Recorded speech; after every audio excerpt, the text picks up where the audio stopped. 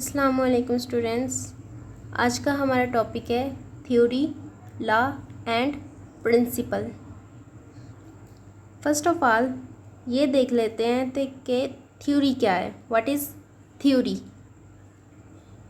Theory की definition है the hypothesis that stands the test of time, often tested and never rejected, are called theories.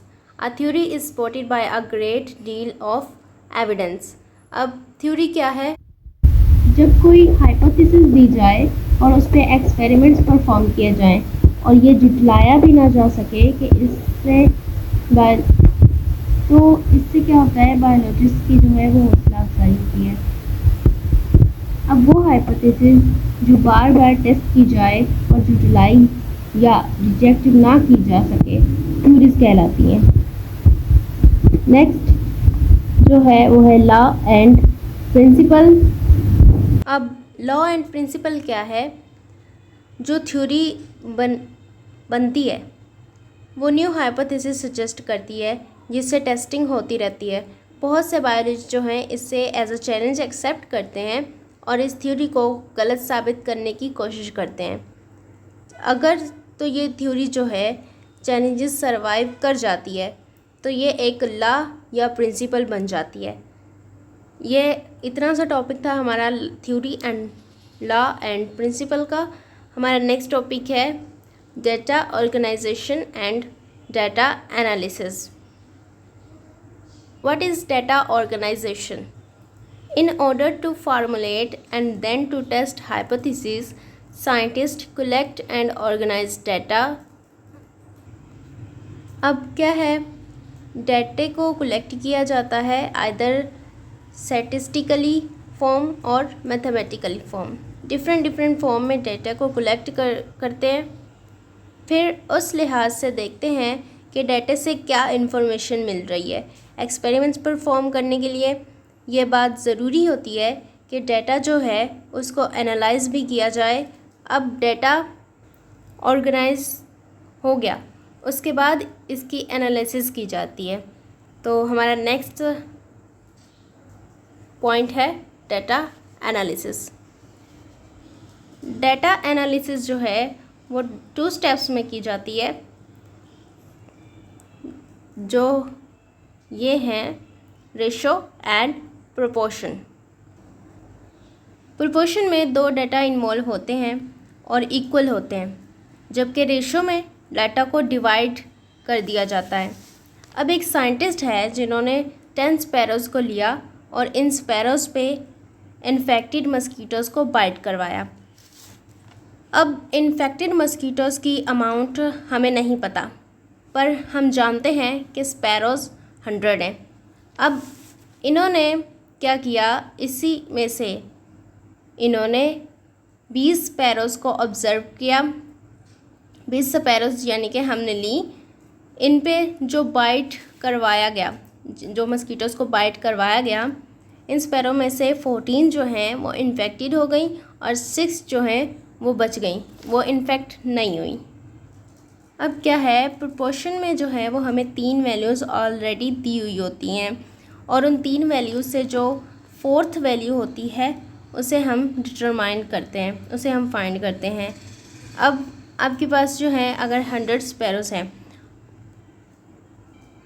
और examine करेंगे, उनमें से फिर 20 जो हैं उनको बाइट करवाया गया और 14 इन्फेक्टेड हो गई और 6 को मलेरिया नहीं हुआ।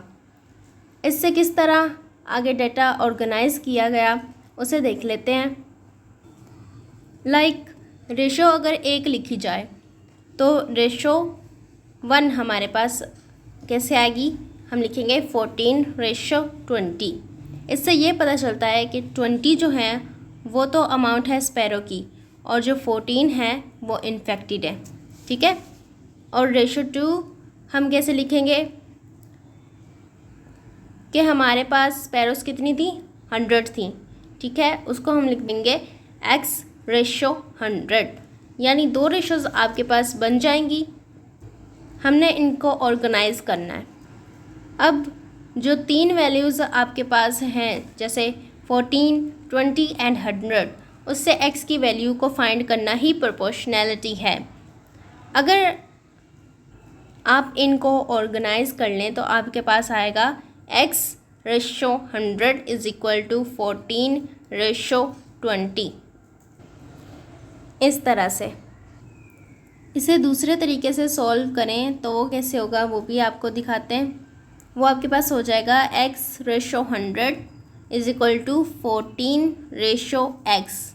उसके बाद आप क्या करेंगे, x/100 को 100 को जो है 100 को उसको 14 से डिवाइड करवाएंगे और 20 से मल्टीप्लाई करवा दें। इस तरह से अब फर्ज करें आपके पास आंसर आ गया है x इज इक्वल टू 70। इसका मतलब ये होगा कि जो हमने 100 स्पैरोज़ ली थी उनमें से 70 को मलेरिया हो गया है और 30 को मलेरिया नहीं हुआ। आपकी बुक में ये एग्जाम्पल दी हुई है, आप इस एग्जाम्पल को वहाँ से रिव्यू कर सकते हैं।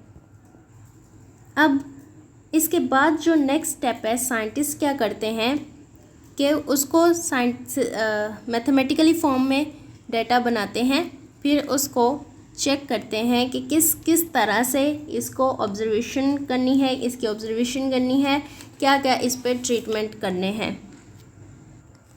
ये एक इंटीग्रल पार्ट है साइंटिफिक प्रोसेस का।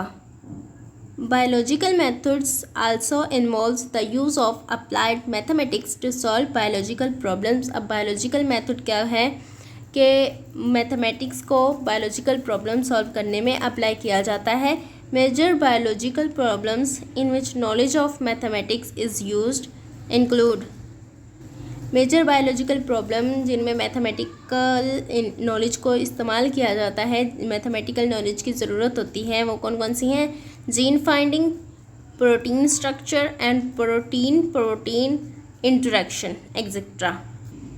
Bio informatics refers to the computational and statistical techniques for the analysis of biological data। यहाँ पे हमारा सेकेंड चैप्टर जो है वो एंड होता है। नेक्स्ट हम करेंगे इसका एक्सरसाइज।